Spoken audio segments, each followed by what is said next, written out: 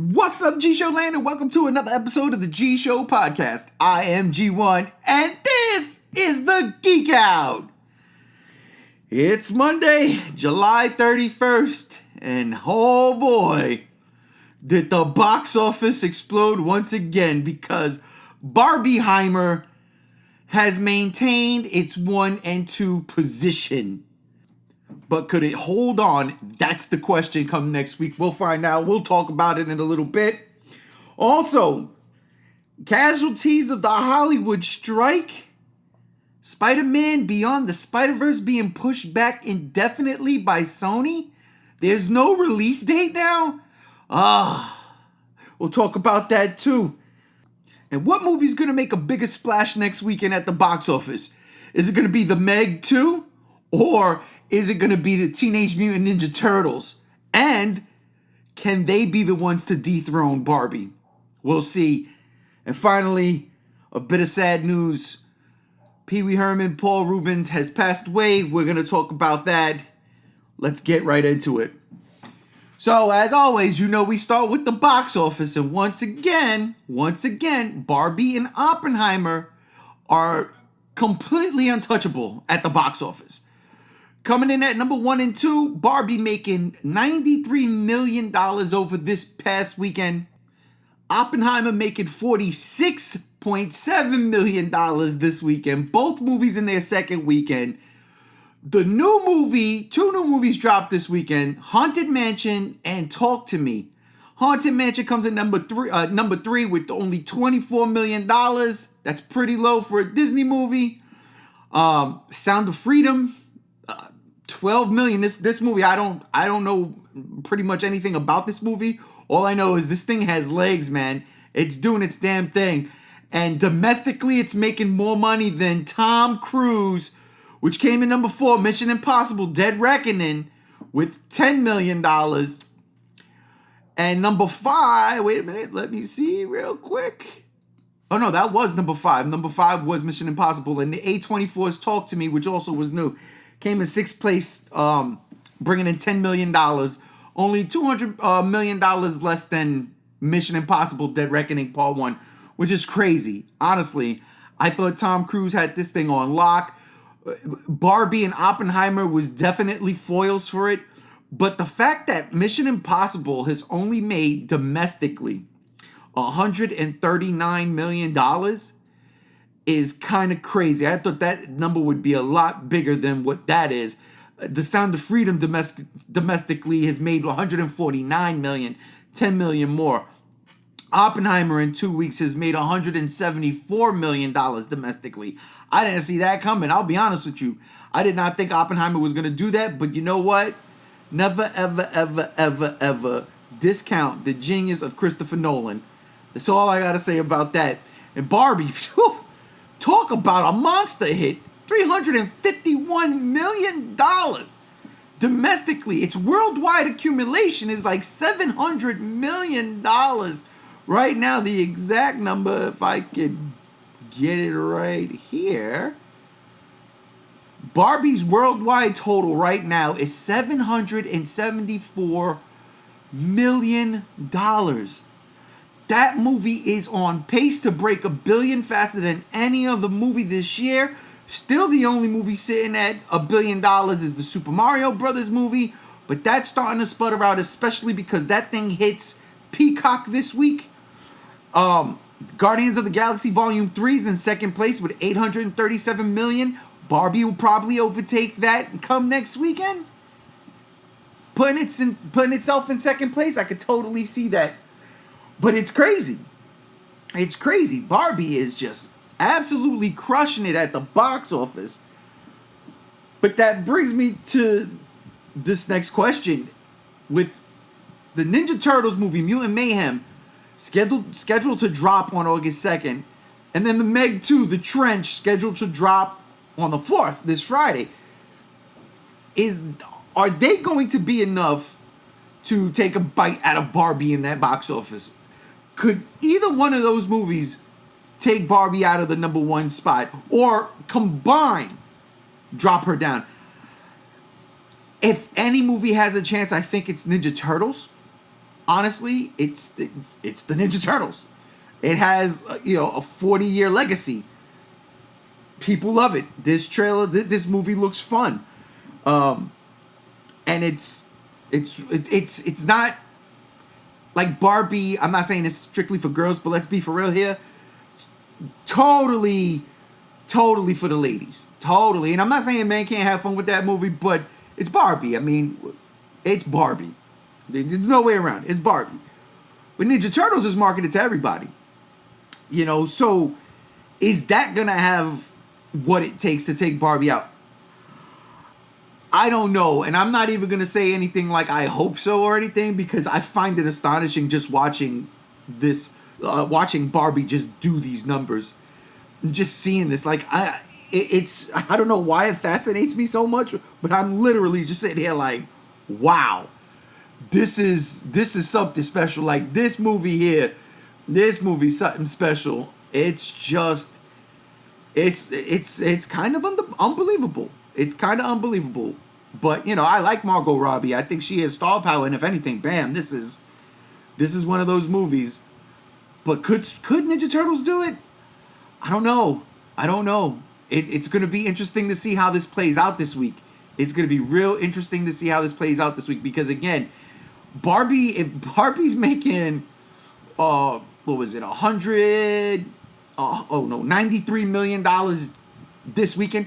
$93 million is more than certain freaking movies opened up with in this blockbuster season. So it's crazy. If it's at 93 million, does Ninja Turtles have what it takes? I don't see Ninja Turtles making 93 million opening weekend. At the most, I'm going to say 70 to 75 million dollars, I think, possibly. I got to be honest, as much as I want to see the Meg 2, and I think it's, it's one of those movies directly aimed at me, I can't see that movie making money like that. Not in this, not this week, not with this box office, not with Barbie and Oppenheimer still chugging along, not with Ninja Turtles opening up too right next to it. I think the Meg 2, I don't want to lowball it, but I'm going to try, I'm going to probably lowball this. I could see the Meg 2 opening up with like 25 to 33 million dollars opening weekend. I hope I'm wrong, because movies like that, I love movies like this, and I really want them to succeed, as cheesy and corny as they might be. But come on, man, giant shark movie, that's so much fun. I mean, like, ridiculous fun, and the trailers are nothing but ridiculous fun. It seems like it knows what it's doing, it knows what it is, and they're just going for broke and having fun. So I'm excited for it, but as also a realist, I can't see it making that type of money where it even if Barbie and Oppenheimer weren't around, I can't see that movie opening up against Teenage Mutant Ninja Turtles and beating it in the box office. I just can't. Unless, and I don't want this to happen, but unless, for whatever reasons, people try to cancel Ninja Turtles the way it seemed like people canceled The Flash, for whatever reasons, and Indiana Jones, for whatever reasons, but we shall see. We shall see. All right, let's talk about some of the casualties. No, you know what? Let's talk about this Loki trailer. The Loki season 2 trailer dropped today. I watched it. It was fun. It was funny. I liked it. But I gotta be honest, I think I am marveled out. I think I've hit my limit. I honestly do, because I didn't see anything wrong with this trailer at all, but I didn't get hyped about it. So I think I am kind of marveled out right now and need a break, which is crazy though, because I can go back and I can watch like Infinity War or Civil War or Endgame. I can go back and watch those movies and have fun. Winter Soldier and have fun. And the Spider-Man movies. But for whatever reason, I just don't feel like I want to dedicate my time right now to Marvel's television shows, which is crazy though, because like I said, I enjoyed She-Hulk. I did. I enjoyed Miss Marvel. I did. But I haven't watched anything else. I haven't watched Secret Invasion. Like, I have not watched one episode of it. It doesn't interest me. It doesn't interest me. And while I really did like Loki season 1, and again, I didn't see anything wrong with this trailer to make me go, ugh, nothing. I don't know. I don't have any feelings towards it. It's so weird. It's so weird. So, I mean, check it out. It's not a bad trailer. It's fun, but I'm just tired. I am tired of Marvel. That's so hard to say, but I'm just like, it's not catching me. It's not getting me. I don't see it. Like, I don't feel it right now. And here's the deal. I could totally wait for whatever this phase is to finish, and then go back and then watch everything, and then, and get this one big picture. And I'm pretty sure I'm going to enjoy everything. But as of right now, yeah, I'm just not into it. If anything, when I put on Disney Plus the next time, it's probably the end of August when Ahsoka comes out. And I still didn't even watch Mando season 3. So, but I am looking forward to Ahsoka. That one, I can't lie, I am extremely excited about. The only thing I don't like, and it's not the show's fault or nothing, Netflix has spoiled me, right? Netflix, Amazon, I'm pretty sure Amazon does it too. Like, things like that spoil me when they drop the entire series in one fell swoop. Here you go. So the weekly thing, I get kind of like antsy. I'm like, oh man, literally, I'll say, you know what? I won't watch it until like 5 or 6 episodes come out, and then I'll watch them back to back to back to back and catch up like that. But I don't know. We'll see. Ahsoka's one of those series that I'm just like, yeah, nah, I need that in my life. I need to see where this is going, because I loved Rebels. I love the end of Rebels. And I really do want to see where Ezra ends up, or what's happening with Ezra. I want to see that. Hopefully Ahsoka answers all that. So I am excited for that. Now let's talk about the casualties of the Hollywood strike. And I mean, the strike is still going. I didn't see anything that changes that. And again, I totally understand where the strikers are coming from. It is what it is. Hollywood, the big companies, it seems like they are playing hardball. It is what it is. I'm not in the industry, so I can't really call it. All I could say is some people might, deserve more money, but then again, so does everybody. I digress. That's not what I'm getting into. What I'm getting into is Sony has said that they have pushed back a couple of their movies. I believe Craven now is coming out next year instead of this year. There's a couple of things. I know Legendary moved Dune into next year. They haven't said nothing about the Monsterverse. They haven't said nothing about Godzilla versus Kong. Godzilla X Kong, The New Empire, being pushed back or delayed. They haven't said nothing about that yet. I hope that movie still comes out in March. But we'll see about that. But what I do know is that Spider-Man Beyond the Spiderverse, Sony has delayed it indefinitely. And that makes me sad, because Across the Spider-Verse was dope. I love that movie. And I was like, I'm so happy I don't have to wait a full year for this movie, for the next movie to come out. I could totally wait. I'll buy that movie when it comes out on 4K. I'll watch that movie maybe one more time up until Beyond the Spider-Verse comes out. Then I'll watch both movies back to back and then go see Beyond. But now that it's been pulled from release dates. It's been pulled from the schedule, and it has not gotten a new release date. It's just gone. And that's not to say they're not working on it, but I'm pretty sure the strike is definitely having an effect and an impact on it. And if I'm not mistaken, when Across the Spider-Verse came out, Haley Steinfeld, who plays Gwen, straight up said she hasn't even recorded any of her lines for the movie. Now, I didn't know how true that was, but if that's true, that's crazy. And now we got to sit and wait. And I really hope we don't have to wait long. I honest to God hope we don't have to wait long, because that's such a good movie, man. These first 2 movies, they're good, and this is shaping up to be something special. And it's just unfortunate we've got to wait. Now, I also seen something about the producers and directors saying that they wanted to absolutely nail it. So they didn't even care about what Sony put for their release date. They wanted to take their time. They wanted to craft it and make it a perfect movie, which I can't knock for that. I'm pretty sure everybody would love to see perfect movies. But then at the same time, again, I'm greedy. I want these damn things now. And that's just the way I rock. And that's bad. That's, again, very selfish of me. But, no, it's just sad. It's just sad. And I hope that there can be a resolution soon with the strikes so people could get back to work. Because I'm pretty sure people do want to work. I don't think they're holding out for, because they don't want to work. But yeah, this is going to hurt. This is going to hurt. I don't know what Hollywood is going to do. We had the shutdowns during the pandemic. And the only thing movie theaters could do was play old movies. Now, that's cool. You want to go see Jurassic Park 1 again? I would love if they put like Flash Gordon back in theaters. I'd totally run to see that. And I'm talking about Flash Gordon, not The Flash, which I watched this weekend again. I rented it. I did.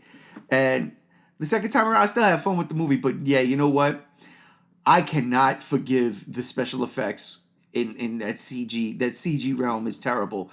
There's nothing that can justify it. Not even, it's in a Time Force speed bubble, whatever. Nope. Don't buy it. It's bad. It is really bad. It is terribly bad. But I digress. I'm not here to shit on that movie. But yeah, Spider-Man. Fingers crossed. We do see it next year. Even if it comes out November 2024. I just hope we hear some news soon. With that, with Deadpool 3. Again, I hope we don't hear nothing about Godzilla X Kong. I hope that just stays where it's at. I hope. And that's all I can do is hope. But, all right. Let's talk about this last thing, man. And this one's a little painful. Paul Reubens, Pee Wee Herman. It's passed away at age 70. I didn't even know he had cancer, but he had cancer. It's sad. 70 years old. First off, I didn't even realize Pee Wee was 70 years old. That's crazy. But this Pee Wee Herman himself, right? Never scared me. He was just this quirky, weird dude on TV. I would laugh at it. I don't know. I can't even explain it. But I will say this. Pee-wee's Big Adventure had one of the scariest scenes I've ever seen in my entire life to this day. And I can watch it now. But even then, I'm like, wow, I have flashbacks of when I was a kid. And that's obviously Large Marge.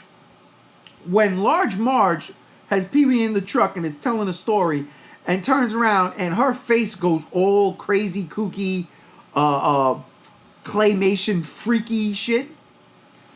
I ran out of the room. I'll never forget it. I wasn't even in my house. I was in one of my father's friend's house, I think in Jersey. All the kids were downstairs and that movie was on and everybody's watching it and that scene happened and I ran. I'm telling you, I swear on everything. I ran out of that room screaming. It scared the shit out of me. I don't know. It was just scary as hell. But I did watch that movie after. My mom made me watch it again. And of course, you get the classic Tequila song with him doing the dance on the table from in front of the bikers. All of that stuff was great.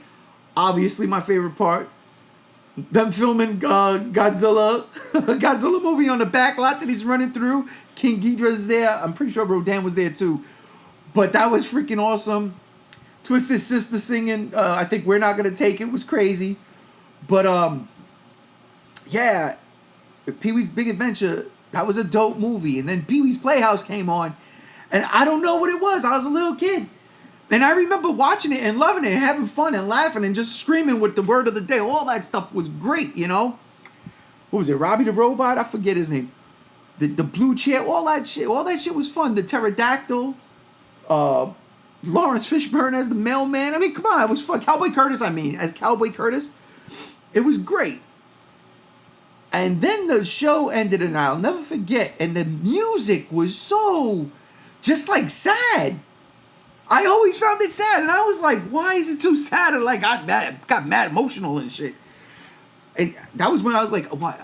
Pee-wee's Playhouse came out. Fuck, what? 85, maybe. I was young, man. And I just remember that I was like laying on my floor crying, like, "Why is it so sad? Why is Pee-wee leaving so sad?" And then, of course, the next Saturday he was back, and then it was like, all right, cool. The show goes on.